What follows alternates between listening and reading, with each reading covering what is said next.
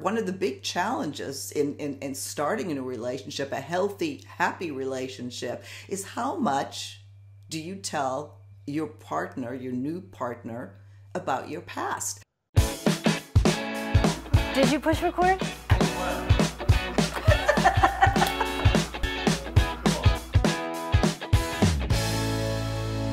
Thanks so much for joining us on Second Act TV. Today I'm so happy to welcome back transformational relationship mentor, Dr. Gary Salyer. Gary, thank you so much for joining me again.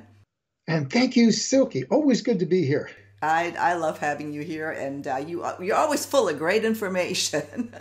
Dr. Salyer is also the author of Safe to Love Again, How to Release the Pain of Past Relationships and Create the Love You Deserve. And that leads us right into our topic today, Gary, is, at this stage in life, when we are creating or looking for a new partner, one of the big challenges in starting a new relationship, a healthy, happy relationship, is how much do you tell your partner, your new partner, about your past? Where is that fine line between being vulnerable, sharing things that need to be shared that help the relationship, and at what point is it just not necessary? So I'd love to hear what your take on that is, and then maybe get into some specific things that we can tell our audience, leave this out, and yeah, you better put that in. So I'll throw it over to you, Gary. It's all about trust and trust building. And I want to give you an analogy to start off with, a story from the little 7-year-old Gary, okay? But it's, as a relationship grows, it gets stronger and can bear more. And when it's young and in its early days, there's not enough trust built up for such vulnerability. Vulnerability needs you to feel trust. It doesn't, and if you give him too much too quick, it kind of backfires. I remember as a kid, I was on my Uncle Tom's farm, and there was this little Shetland pony that was born. The mother, and then there was a little one. And I thought, hey, I can ride this horse. This is my size horse. It's up, and I'm trying to ride this horse, and the horse is like doing, what are you doing? Because it's like 3 or 4 months old, right? And my Uncle Tom comes out and says, Gary, you can't ride that horse. I go, why? He's bigger than me. And he says, Gary, if you ride that horse now, he's not strong enough to carry you. He'll get a sway back and he'll never be able to ride and give anybody a ride. Says, well, if you come back next summer, you can ride that horse. And I always remember that when it comes to building relationships, you don't put too much on too quick. I mean, I've heard stories from clients. We've probably all been on a date like this, where a person comes out and they have a 3-hour date and somebody does a data dump of their entire history for the first 2 hours. This is a date, not therapy. And the problem there is not only is a little egocentric, but you are essentially talking to a stranger. Mm-hmm. It's about building trust. And if we give out too many secrets too soon, too much history, I think it's just too much at first. And secondly, there's some part of you or them that's going to know, wait a minute, this was too much too early, and it causes emotional freakouts. Mm-hmm. Yeah. Oh my God, did I share that? And that insecurity is placed in the field when there should have just been fun in getting to know each other. Yeah, most of that centers around your ex, previous relationships, obviously, and the sexual part of those relationships. And I read in one article I thought was really interesting, the term retroactive jealousy, that sometimes you create something that, I can identify with that because I was in a relationship where I was cheated on so long. So I get it, but I thought that would be really interesting to point out. So how much of past relationships, or do we even need to talk about sex? What is your guidance there? Well, the thing is I think anytime you start getting into the details, what positions and stuff like that, that's hugely unwise. There's no place for that. There just isn't. And there's a bigger, deeper issue here. This is about building a we. This is about keeping the place clean between two people so the connection points. Now, in an actual affair, the real damage is because the energy of another person is blocking the energy between two people. In retroactive jealousy, it's not an actual affair, but it's a remembered affair by one person who is a little anxious. When am I going to get cheated on? That puts the energy right there between the two people. It will be as deadly as if it happened. And the problem with that is the next person is paying for the X. So there needs to be some part where we don't ask, we don't bring that energy in. I remember I had a partner that cheated on me once. This was 30 some years ago. That was the first time I'd ever endured that, right? And in my next relationship, I was dating a woman that, was totally faithful. And I see a plumber at the house and I have this attitude, and when he leaves, she just turns and says, "Gary, I don't deserve to pay for your ex." Interesting. Yeah. And the pain in her eyes taught me, she goes, I don't deserve this.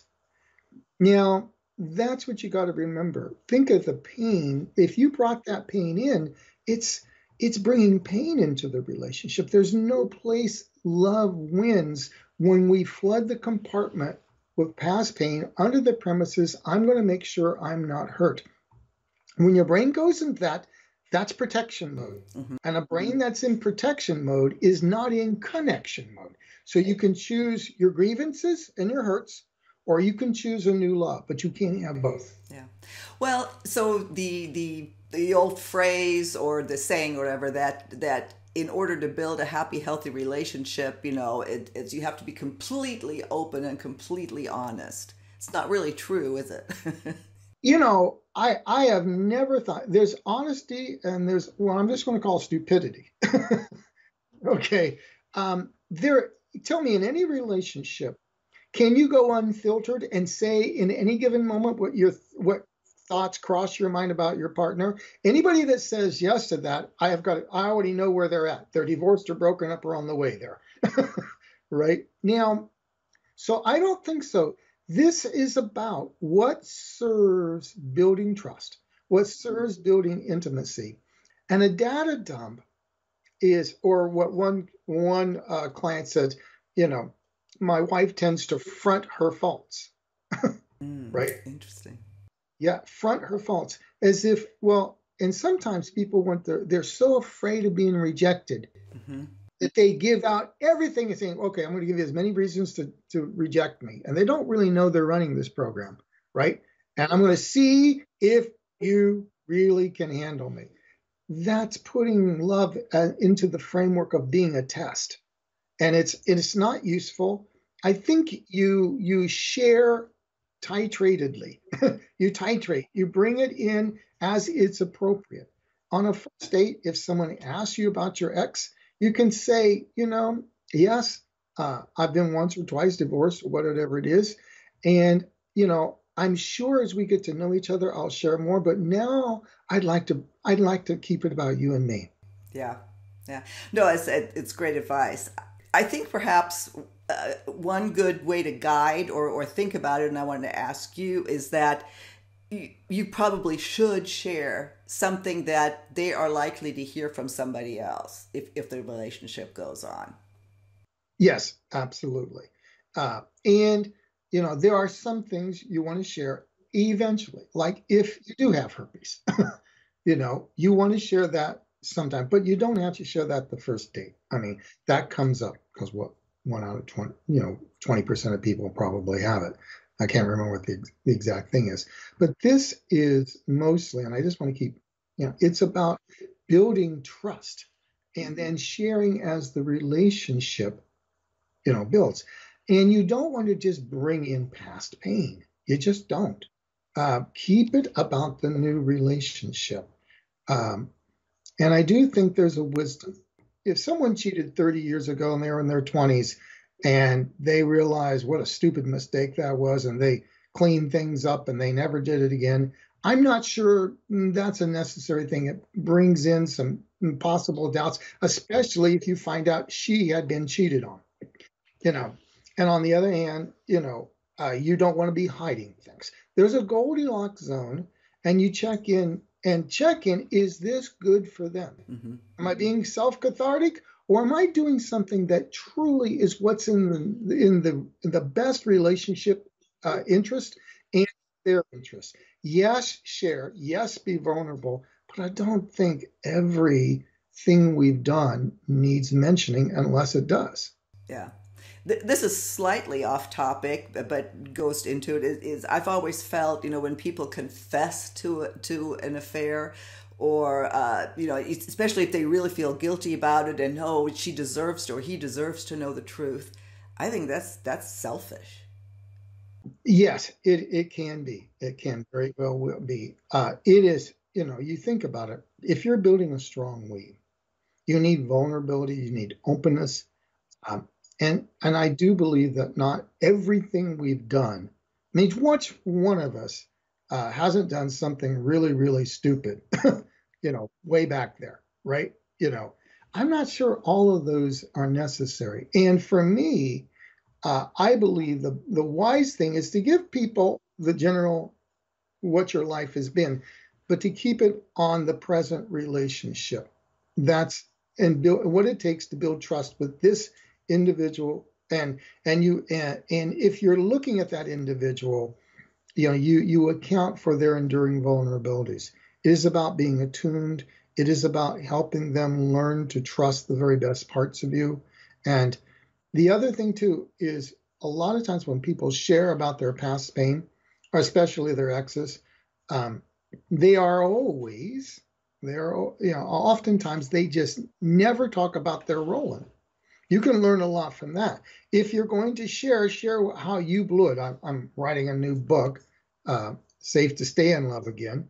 And one of the chapters I think is going to be rat yourself out first. Couples hardly ever walk in and go, I'm really screwing up here, and that's causing their reaction. So if you're going to share, Mm-hmm. then let's be honest and say, well, this is how I blew it. But it's again, if you don't want to keep the focus on the past. Mm-hmm. And, retroactive jealousy is all of us have our pain points. And we want to learn enough about each other that we're not stepping on each other's pain points. What we're not wanting to do is to share in a way that triggers the crap out of each other. There's a fine line between sharing enough to learn each other's pain points and then sort of masochistically, on the name of honesty or vulnerability or, triggering each other. Right. And that's a learned art. This is why you need to do it gradually and see how it builds, because it's about loving that person and giving them a trustworthy experience. Yeah. I think one of the biggest things I had to learn, again, speaking to retroactive jealousy, is that the past doesn't equal the future. Somebody told me that once, and those words are always in my head, is that, like as you say, don't make the ex pay, or don't make you pay for the ex. Yeah, the next pays for the X. Yeah. But I just think that was such a great, I had never heard that word, retroactive jealousy. That's a thing, and it's with so many people. Yes. Now, in terms of the past doesn't predict the future, we can all change. Now, if you've been with somebody who's been a narcissistic cheater and or someone comes up and you get those clues and they say they've had 5 or 6 relationships where they cheated, yeah, you probably do want to look at that one. Let me clarify what I meant. I meant that my past doesn't equal the future. Yes, absolutely. You look at Yes. the past of the person. Yes. Yes, our past does not equal the future. What happens when we all get hurt is some part comes online and says, I will never have that experience again. Now, what does it take to never have an experience? You have to have a little filter that says ways I will never get cheated on again, which means you're always looking for it. And a brain in search of evidence will find it. And pretty soon, no matter what happens, you will find evidences. If the guy hasn't cheated, then why is he deleting some messages? Right? Oh, if he comes in late, he couldn't be reached at a big meeting.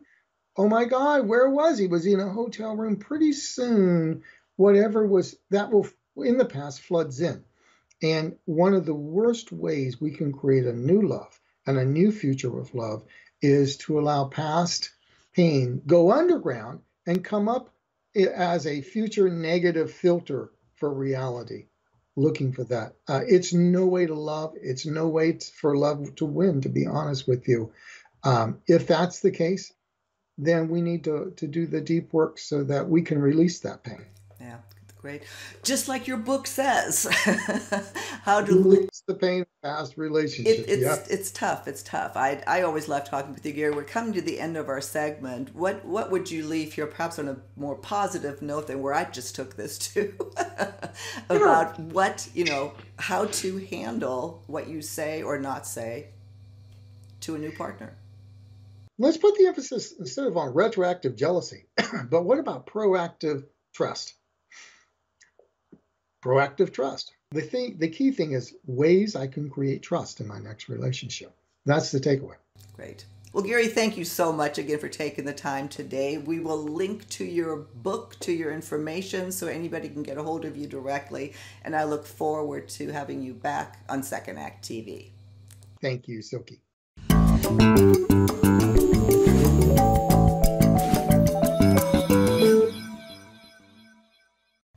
If you haven't done so already, please be sure to subscribe to our channel. The button is right over here. Just click on through to YouTube, and when you see the little bell right next to the subscribe button, hit that too. We'll notify you every time we launch a new video. See you next time.